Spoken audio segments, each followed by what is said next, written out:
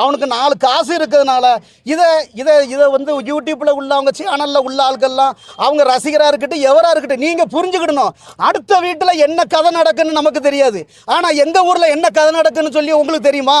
அதை நீ வந்து இருந்து பார்க்கணும். நீங்கள் வரணும், எங்கள் ஊருக்கு வா, வந்து பாதையை பாரு, கோயிலை பாரு. எந்த பாதையை அடைச்சிருக்கோம்?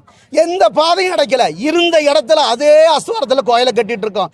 சும்மா ஒன்றுக்கு பின் முறவுனா பேசி அவனை பற்றி சார் அதில் ஒரு 3-4 வீடை வாங்கியிருக்கான். அந்த 4 வீட்டில் அதில் வந்து ஒரு வீடு வந்து பாண்டியாசாரி தம்பி கிருஷ்ணாசாரிக்கு. அந்த பாண்டியாசாரி தம்பி கிருஷ்ணாசாரிக்கு வந்து ஒரு 15 வருஷத்துக்கு முன்னாடி ஒரு பெங்களூர் சின்ன அடமானத்தில் இருந்தது. அதை அவங்க பவரை கேன்சல் பண்ணி அந்த வீடை அவங்க எடுத்துட்டாங்க. ஆனால் அதில் போய் சும்மா வாடகைக்கு உட்காந்துக்கிட்டு அந்த வீட்டை காலி பண்ணி கொடுக்க மாட்டேக்கான். 2 திருப்பி கோட்டை மதிக்காங்க. எங்கள் மேலே கோட்டை அவமதிப்பு வழக்க போடுறான். 2வது அதாவது கண்டமுட்டு பெட்டிஷன் போடுறான். அதிகாரி மேலேயும் அவங்க மேலேயும் கண்டமுட்டு பெட்டிஷன் போடுறான். அவன் கோர்ட்டில் கிருஷ்ணாசாரிக்கு வீடை காலி பண்ணி கொடுக்கணும்.